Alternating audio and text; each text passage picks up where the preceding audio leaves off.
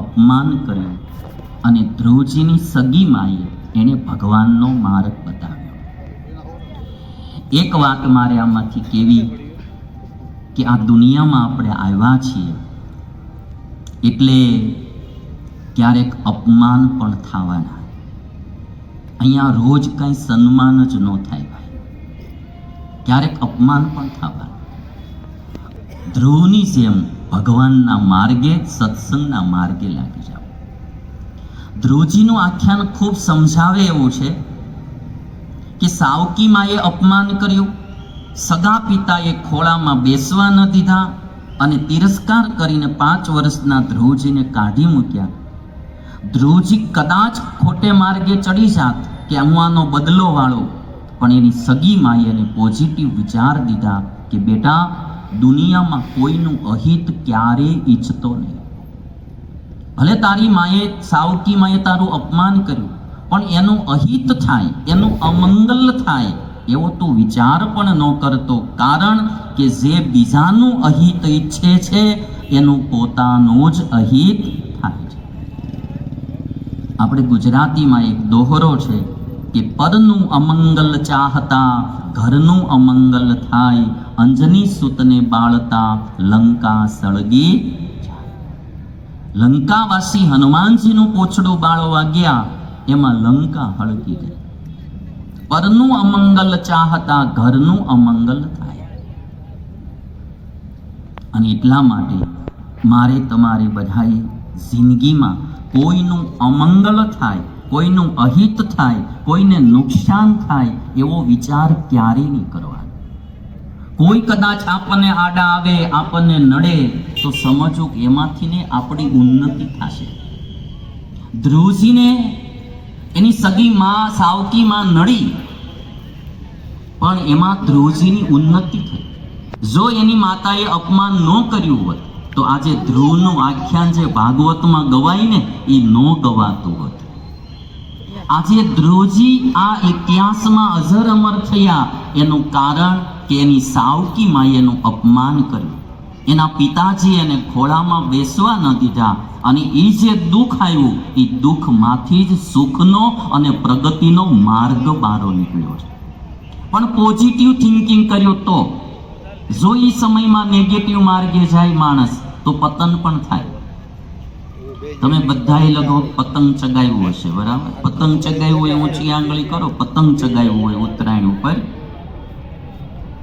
બરાબર? તો હવે તમે જોશો કે પતંગ ચગાવનારો હોય ને એ એની દોરીને આમ આમ ખેંચે પાછી, બરાબર? પાછી જેમ ખેંચે, આમ દોરી આમ આમ ખેંચે, એમ પતંગ નીચું જાય કે ઊંચું જાય? ઊંચું જાય. ચગાવનારો તે એની દોરી આમ ખેંચતો હોય, નહીતર પતંગ આમ હાલ્યું જતું હોય ઊંચું, પણ પતંગ ચગાવનારો એની દોરી આમ ખેંચે. ખેંચે શું કરવા? હેઠું પાડવા નહીં, ઉપર ચડાવવા માટે. એમ નજીકના માણસો જ્યારે આપણી દોરીઓ ખેંચે ને, સમજવાનું આપણું પતંગ ઉપર ચડશે. નજીકના માણસો જ્યારે દોરી ખેંચે આપણી પાછા પાડવા, ત્યારે સમજવું કે આપણું પતંગ ઉપર જશે. અને દોરીઓ ખેંચનારા તો મળવાના, તમને તમારી નાતમાં, અમને અમારી નાતમાં. બધાને દોરીઓ ખેંચનારા તો આ જગતમાં મળવાના જ. દોરી ખેંચતો હોય ત્યારે કોઈ તો એની પાછળ આપણે સમય બગાડવાનો નહીં, એમાંથી આપણી પ્રગતિ થશે. एक कहेवानुं छे, असफलताएं इंसान को तोड़ देती है लेकिन जिंदगी की राह को नया मोड़ देती है. असफलताएं इंसान को तोड़ देती है लेकिन जिंदगी की राह को नया मोड़ देती है. जो करते हैं जी जान से पूरा प्रयास, असफलताएं उनको छोड़ देती है.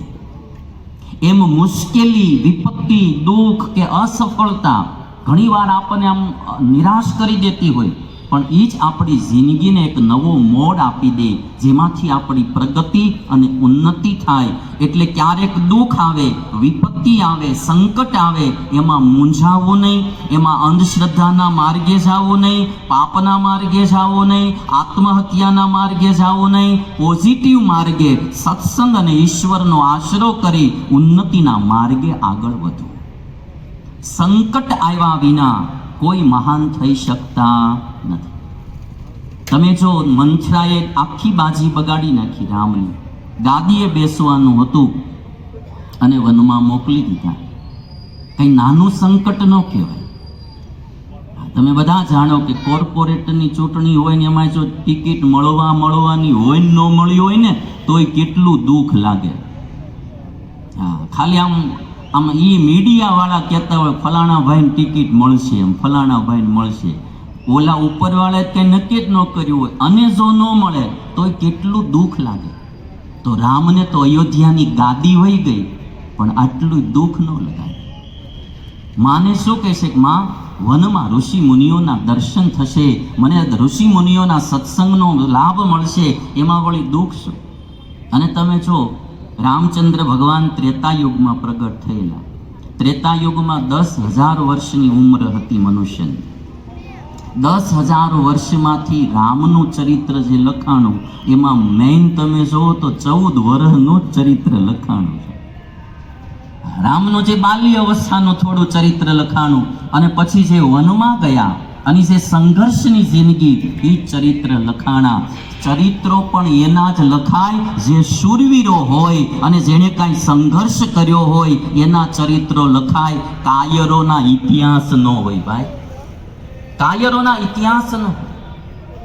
અને એટલા માટે મારે ને તમારે બી જીવનમાં ક્યારેક દુઃખ આવે, આ વાત ખાલી દિશાના શ્રોતા માટે નહીં કરતો, હું મારા માટે બી કરું છું.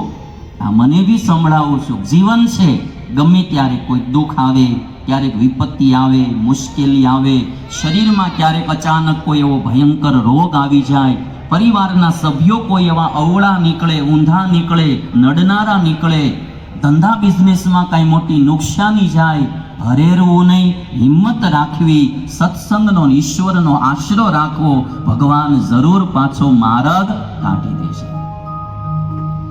એટલે જિંદગી સંઘર્ષવાળી હોય. એટલા માટે કોઈ બહુ એક સરસ વાત કીધી કે જીવન જીના આસાન નહીં હોતા, બિના સંઘર્ષ કોઈ મહાન નહીં હોતા. जीवन जीना आसान नहीं होता, बिना संघर्ष कोई महान नहीं होता. जब तक न पड़े हथौड़े की चोट, पत्थर भी भगवान नहीं होता. पत्थर भी भगवान नहीं हो.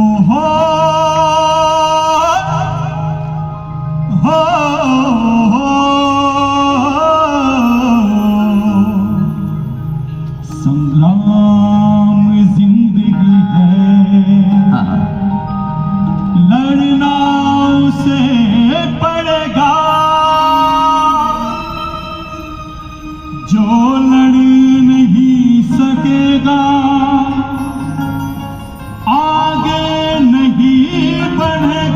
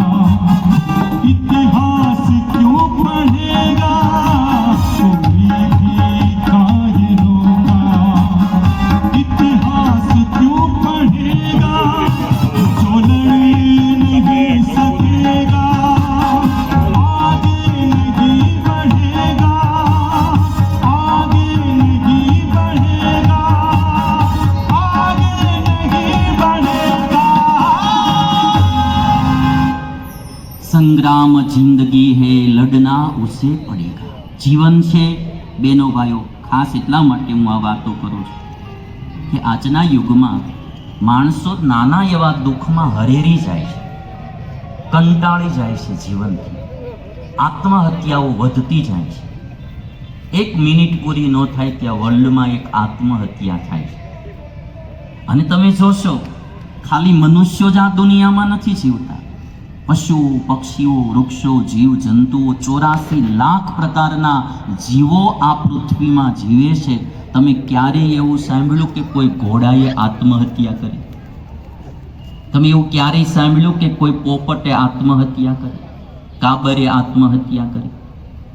સૌથી વધારે બુદ્ધિ તો ભગવાને માણસને આપી છે અને આત્મહત્યાઓ એ માણસ જ કરે છે. સૌથી વધારે બુદ્ધિ, સૌથી વધારે ફેસિલિટી બધું માણસને ભગવાને આપ્યું છે.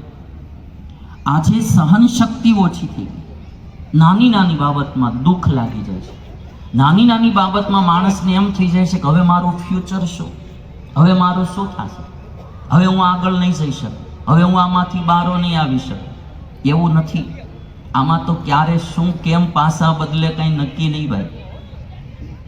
ક્યારેય જિંદગીમાં હરેરી ન છે. મને એક ભાઈ કહેતો હતો, મને કે સ્વામી મારે જરાક એક ભૂલ થઈ ગયેલી ને જેલમાં જવાનું થયેલું કે, અને પછી કે ન્યા છે ને કે આમ મારી ગરીબ પરિસ્થિતિ હતી ને એક ભૂલ થઈ ગઈ, તેમાં એ કે થોડાક મહિનાની જેલ થઈ. એમાં એ કે હું જેલમાં ગયો ને કે પણ આમ સત્સંગ ને કથા વાર્તા સાંભળતો એટલે હિંમત નહોતો હાર્યો. એમાં એક બિલ્ડર ભાઈ ત્યાં જેલમાં હતા અને એ કે એને કોઈ સંતાન ને એવું હતું નહીં, મોટી ઉંમર, એની કંઈક જમીનની ભૂલ થઈ તેમાંથી જેલમાં આવેલા. મોટી ઉંમર એટલે હું એની સેવા કરું કે હું જુવાનીઓ, એ મોટી ઉંમરના, તેને થોડીક હેલ્પ કરું, વાતું કરું, આનંદ કરું ભેગા. હકીકતની વાત કરો છો તમને કે 2 જણા અમે પછી પૂરું થઈ અમારી જેલ એટલે બહાર આવ્યા. આજે કે એવો સરસ મજાનો ધોમ ધોકાર ધંધો હાલે છે. એટલે જીવનમાં ક્યારેય બહેનોએ ભાઈઓએ હરેરું નહીં. ખાસ કરીને યુવા પેઢી આજ પ્રેમમાં નિષ્ફળ જાય ને એટલે પાછી આત્મહત્યા કરી લે છે. એક તો તમે જેને પ્રેમ કહો છો ને પ્રેમ હોય જ નહીં, વાસના. કોઈ દિવસ કોઈને મારે નહીં. તમને એની વાસના હોય, એ બીજે ક્યાંક લગ્ન કરી લે, તમને એમ થાય કે હવે એના વિના હું જીવી નહીં શકું, મરી જાઉં. હવે એને જો તમારામાં પ્રેમ હોય તો તમને છોડીને બીજે લગ્ન કરે? અમારે એક સુરતમાં જોવાનીઓ આવ્યો હતો, મને કે તાપી પડીને મરી જવાનો વિચાર આવે છે. મેં કીધું કાં? મને કે જેની હારે મારે પ્રેમ હતો ને એને કે બીજાને હારે લગ્ન કરી લીધા. મેં કીધું ભાઈ એને બીજાને હારે કરી લીધા, તુંય બીજાને હારે કરી લે, મરી હું કરવા જાશું? તને એનામાં હશે વાસના કદાચ, એને તારામાં કાંઈ હોય જ નહીં, હોય તો થોડી લગ્ન કરે. એટલે આજે આ યુવા પેઢીમાં આવી રીતની આત્મહત્યાઓ બહુ વધવા માંડી છે. એક તો પહેલી વાત, ગામડામાં છો છતાં બી તમને હું કહું, નાના શહેરમાં કે કોલેજ અવસ્થાથી આપણી ભારતીય સંસ્કૃતિ